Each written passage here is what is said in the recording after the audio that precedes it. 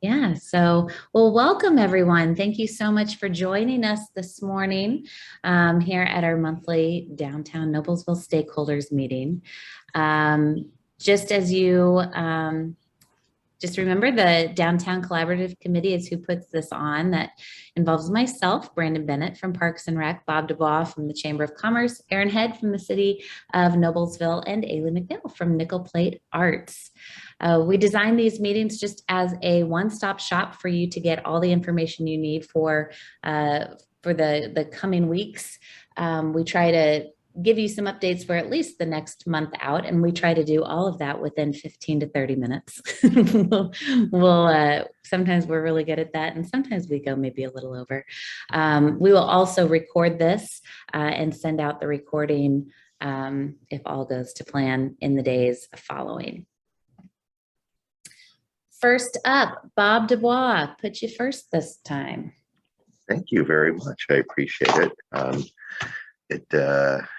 It's nice to be first on the list. It's like I told you, I don't like following you guys, so I appreciate that. So the chamber today is pretty excited. We have our Women in Noblesville network group that has their annual leadership luncheon with a couple of women focusing in on mentoring. But we are also giving away our first Woman of Impact award. And so it is a surprise, so I can't tell you just yet who, but you can watch the local media in the next couple of days for the results of that. But we're really excited about honoring a woman who's exercising leadership in our community. And so that's a good segue into the chamber and the city have partnered on Advancing Noblesville Awards, a chance to honor businesses, organizations, individuals that are doing fantastic things in our community. And there are lots of them, but it won't do us any good if no one nominates them. And so we have nominations open until August 31st. There's a link on our website to do that. If someone needs assistance in making that nomination, they can always just call us or email us. So, and we want it to be as easy as possible. Those awards will be given out in an evening celebration on November 17th. And so it'd be really wonderful to have several nominations on downtown businesses. And so, there's a lot of good work happening in the downtown area. It could be organizations, it could be individuals. And then, as we mentioned in the previous monthly updates, our mental health training, first aid training workshops continue. We have one coming up on August 16th. And we have a schedule of those trainings as well as some additional related trainings coming up for 2023. This is all-day training. It's something that normally would cost someone $300 to $500 for this, but with grant funding from Invest Hamilton County, we're able to keep that price down to $40. And it is worthwhile training for you and your business, but also for you as just a human in our community to be aware of these things, and it'd be help as a family member or as a friend. In September, our Women in Noblesville group has their annual Wine and Wisdom, which is an outdoor event at Spencer Farms. And we have just announced our speaker for that. And it's the woman who was on Survivor from the Noblesville Fishers area. I was going to talk about her journey, but it's a great networking event and a great setting. And if you haven't seen the sunsets out at Spencer Farms, they're definitely worth doing. If you don't come for our program, come for the sunset. State of the City, I'll continue to mention this until we have it, September 20th. It really is a must do. If you care about downtown Noblesville, you want to hear what the mayor has to say about downtown Noblesville, and it will be a featured part of his program along with the rest of the city. And there is some just really fantastic news about where Noblesville has been over the past 2 years and where it's headed. And so it's really, you don't want to miss it. It's got a ticket price associated with that's a few bucks, but it is not a fundraiser. It's the cost of producing that event, but you'll want to be there for that. And then it seems a little silly, but we are only 100 days away from when holiday promotions kick in And so I know that downtown business is already thinking about what they're going to do, and they're going to work directly with Kate on a bunch of things, and Nickel Plate has a bunch of things going on. But I just wanted to be first to mention that we all need to know what your plans are as soon as you have them somewhat solidified, so that we can do the job of sharing your messaging along the way. Obviously, Small Business Saturday is a kickoff point, but there are so many other things, and we are again going to be looking at Giving Tuesday as an opportunity to do a better job of promoting our nonprofits and their needs as well. So that's what I've got, Kate. I appreciate the time. Great. Thanks so much, Bob. All right, Aaron Head, are you ready to present? Oh yeah, very ready. So thanks, Kate, for setting this meeting up as always. Really appreciate it, and appreciate the opportunity to share some of the things that are going on in our community. So Bridge of Flowers. So now we're getting closer to that start date.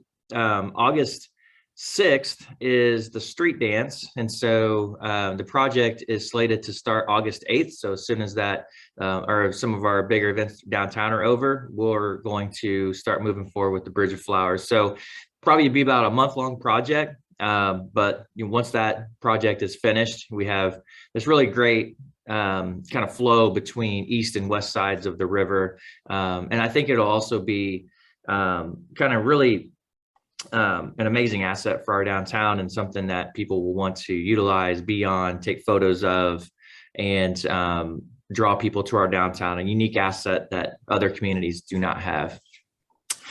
So again, that's supposed to start August 8th. There may be one lane of Logan Street, the very south lane, that would be closed, but there will still be east-west flow of traffic over that bridge. So that bridge is not going to close. Just maybe one lane may close during that time. Fiber work. So On-Ramp have been doing some ongoing fiber work in the alley that is north of Logan Street between 8th and 10th, and actually over to 11th. They were doing some aerial work as well. And so they were going under the alley and running some fiber lines and some conduit. They ran into an issue with a grease trap that was installed in the alley, and that issue has been resolved. And so now that work is going to restart again. And there's a company that's going to be in there. We don't have a firm timeline on that yet, but that project should get started in the next few weeks. They went back to the street department to get their permits updated, and so we should see some work there. And once we have some additional information, then I'll share that with any of the businesses that are along there that could be affected, as far as, you know, people being in the alley and the alley being closed while some of that work's being completed. 2023 Connor Street. So NDOT has a project that is going to continue to do some drainage improvements and road improvements down 32. And part of that will be on Connor Street in 2023. There's no timeline. There's very little to update on that. However, we do want to start to kind of think of the things that Kate and I can do as in terms of promotion and marketing and such, for any sort of impacts that can come along with a street closure. So there will be a small closure along that Connor Street area of downtown in 2023, where the city engineering department is working hard with NDOT to make that closure towards the later half of 2023, so that a lot of our events and whatnot won't be affected by that closure. So once we know some more information, we're going to continue to share that and kind of work through that process, and come up with some ideas in order to mitigate any sort of issues that we would have there. Gold lot parking. So the gold lot is what most people call the SIDS lot. So that it was the former county parking lot that now is not being utilized because the county parking garage is open and county employees are parking there. So the city was able to work with the county commissioners to get access to that particular surface parking lot. We've moved some people in that have had permits or that had been wanting a permit for that side of the square. So there's some permitted spaces over there, but there's also public parking there, so metered parking, just like the orange lot that's next to it. So we've added some additional public parking. I think there's about 20 to 25 public parking spaces that we added with that, and then an additional about 25 permit spaces for business owners downtown. And so August 1st, so that right now it's kind of like, this is kind of just a free place to park until August 1st. So then August 1st comes around, the meters will be on, and that lot will be monitored just like the orange lot, purple lot, former red lot. So if anybody has questions about that, or if you've been parking over there, it will start being monitored August 1st. And then finally, there's some work you may have noticed on the sidewalks around City Hall. So the sidewalks that are around City Hall and the public safety building, and public safety is the facility with the fire department and police that's over at Maple Avenue and 8th, and between 8th and 9th. And a lot of the sidewalk infrastructure through there was just kind of in poor condition. So right now we're working on the sidewalks on the City Hall side, and then they've switched to the public safety side as the sidewalk secure at City Hall. So they're going to be bouncing back and forth. So if you walk in that area, or if you on the public safety side, is Jeff Davis still on here? I know he parks over there all the time. So if you park on 9th Street next to public safety, there could be some parking spaces that are impacted while they're trying to complete the sidewalk work, but won't be very long, and just so they can get the sidewalks repaired. So you're going to see some work done there. However, there's no street closures, and the sidewalks on the opposite side of the streets always will remain open as well. So, but just a heads up, there will be some work along there as well. And then one final thing that's not on bullet point, but we got sort of late yesterday, shouldn't be much of an impact at all, but the church hit an Antrim on the corner of 32 and 9th Street. There's some facade work that's going to be done. It's very minor, will only take less than a week, maybe 3 to 4 days. So there's going to be some work along there. So if you walk in that area, just be mindful of Harrison Construction, who's doing a little work on that building. Again, should just be a few days, and the sidewalk will be open the whole time. So, so that's my updates. I wish I had more fun stuff. Mine's more governmenty, but yeah, that's what we got for this month. We got some really cool stuff for next month too. So I have to keep you on the edge of your seat for that. Tune in next month. Thanks, Erin. All right, Ailey. Hi, everybody. So very quickly, and I realized I forgot one item to put on this list, so I'm going to start with it. This next Friday is First Friday here in downtown Noblesville, and Nickel Plate is hosting Rough House Indie, which is a really great band made up of local Noblesville musicians.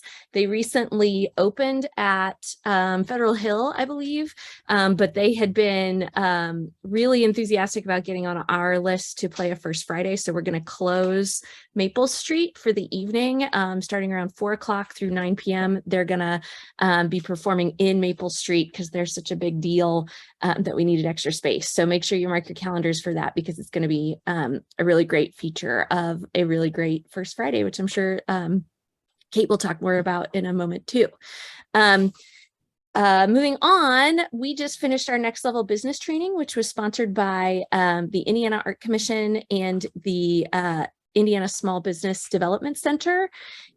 We hosted well over 30 people over 3 days here in downtown Noblesville. City Hall was very generous to allow us to use three rooms there for our training. It went over incredibly well and lays the groundwork for what we hope will be sort of quarterly opportunities. This is something that we had, business training was something we have explored with the chamber in the past, and we hope to do more in the future. the reason I bring it up and why it's applicable to downtown is because although it was designed for artists, and there are plenty of artistic small businesses in downtown, but any business in downtown who wanted to participate is welcome in the future. So this session was able to be free because of the sponsorships that we had. We're not sure what the pricing model will be in the future, but our goal is always to keep it as affordable as possible. And we know that marketing advice will probably be something we always include because it's what we always get asked for. So again, kind of a feather in the hat of downtown Noblesville that we got to host this for the like 7 counties central Indiana region. And we had some really smart and interesting people in the room. Just wanted to remind you guys that Art Fair on the Square is coming up not this weekend, but next weekend on August 6th.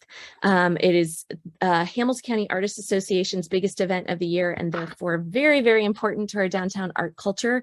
It's been an event that I know has been around for at least 15 years, maybe more at this point, and really is sort of downtown Noblesville's Penrod-like experience. Some of the operations are going to be a little different this year because it is also paired with street dance, which I think is a really exciting feature for downtown, that we have such a big art day.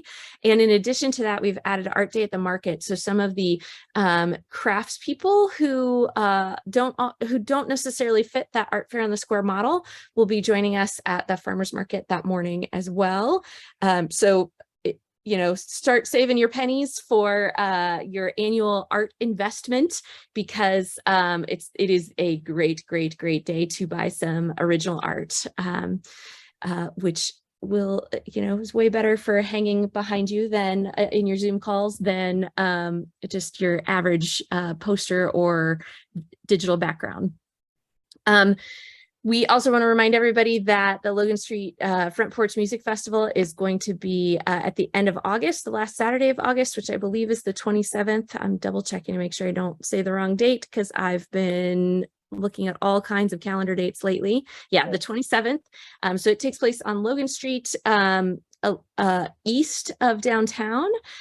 This year they're adding some food vendors, including several local folks who will be set up there. And overall their operations are just going to be bigger and better than before. So don't miss that.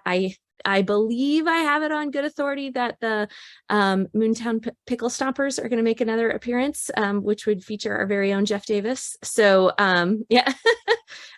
So be sure to check that out, because again, there will be a lot of really great local talent and music provided that day. And then finally, the month of September is going to be dedicated to the 200th anniversary of the Squirrel Stampede. We are going to be hosting an event at Nickel Plate on the second Saturday in September, which is September 10th. If you want to learn how to dance the squirrel stomp, you should come to Nickel Plate that day. We're also working with Kiln Creations to get 300 squirrel sculptures that you'll be able to paint yourself and take home. And then at the end of the month, on what I believe is September 30th, Primeval Brewing will be hosting the Dead Squirrels as their band for Oktoberfest, I think, or the weekend after Oktoberfest. They're going to be hosting the Dead Squirrels, which is, I think, a very fitting way to close the 200th anniversary of the Squirrel Stampede. If you want to get involved with that or find out more details, contact us. Ryan Shelton on our staff is coordinating all of that. And it's going to be a really fun, goofy month in downtown Noblesville. That's it for me. Thanks, Ailey. There is just so much stuff happening downtown, and it is so exciting. Wanted to let you know from a Noblesville Main Street lens, tomorrow night we have our monthly Main Street mixer at Primeval Brewing from 5 to 7. And we're excited that this month our sponsor is Janet Hart Leonard, who will be selling her book that has been selling like hotcakes from what I know. It's a great book. I actually have started reading it myself. We always say first 20 guests in the door will get a drink on Janet this month. So hope you'll join us. Just come hear what Main Street's up to, meet some members of our board, and just have a nice time within the community. Plus Primeval is amazing, and I think we all love it. It's become I call it my cheers. I love it. We have got, Ailey has given you some little clues about the weekend of August 5th and August 6th. We are lovingly referring to this as Dance Weekend at Main Street because Friday, August 5th, which is First Friday, it's going to be a night for music downtown. From 5 to 7, we have music and all that jazz. And this month is going to feature the David Hartman Band. And I do believe that he is pulling out his Latin jazz repertoire, which is going to be very exciting. He is tying that into what will then be from 7 to 11 p.m. on Logan Street. In between 9th and 10th, we have Salsa on the Square. This is a event that is hosted by Noble Coffee and supported by Main Street. And that road right there, that block is going to close at 5 p.m. so that we can get that all set up. Come out for learn to salsa dance, have some salsa and chips, whatever you want to do. Salsa it up on the square. It's going to be a really great night. And then, of course, the following day is going to be so exciting. Ailey mentioned Art Fair on the Square. HCAA will be there from 9 to 4. And then that will lead us right into our beloved street dance. From 6 to 11, Riverview Health is presenting this year the Noblesville Street Dance. We have Kelly Yates, our own Kelly Yates, who's going to be playing, as well as a band called Groove Smash. They're going to be bringing all the hits. Just so that you guys know, as a downtown business, there are going to be big road closures that day. So starting at 2 p.m. is when we will block off Logan Street from State Road 19 all the way to 10th Street. We'll have 8th and 9th Street both blocked off in between Connor and Clinton. So it's kind of a big area that will be closing at 2 o'clock. I will say we are, there is a little bit of a transition piece in between Art Fair on the Square and leading into street dance. I am looking for some volunteers that could potentially help some of our artists move some of their art to their cars. That'll happen in between 3 p.m. and 5 p.m. So if you are someone that would be able and willing to help, if you can give me a call or shoot me an email, I am just collecting just a few volunteers to help with that transition. I think those are the updates that I have. Yeah. Brandon Bennett, like I said, he is on vacation, but he is always reachable. So if you need to reach him perhaps next week, if you have any questions regarding Parks and Rec, you can always reach Brandon via email. I think that's it. This is the point in the presentation where we turn it over to you for any questions. This is your opportunity to speak out, ask anything you'd like to ask of us. I would like to add something if I could. Please do, David Highway. Hi, I'm Dave Highway. I'd like to point out that tonight is opening night for Shakespeare in the Park, our 30th anniversary. We will be performing Hamlet, and we will be running tonight, tomorrow, Friday, and Saturday. And it starts at 8:30. But of course, weather permitting, and feel free to arrive early. Wonderful. Yes, that's very exciting. Shakespeare in the Park. Anybody else have questions or anything that you want to add?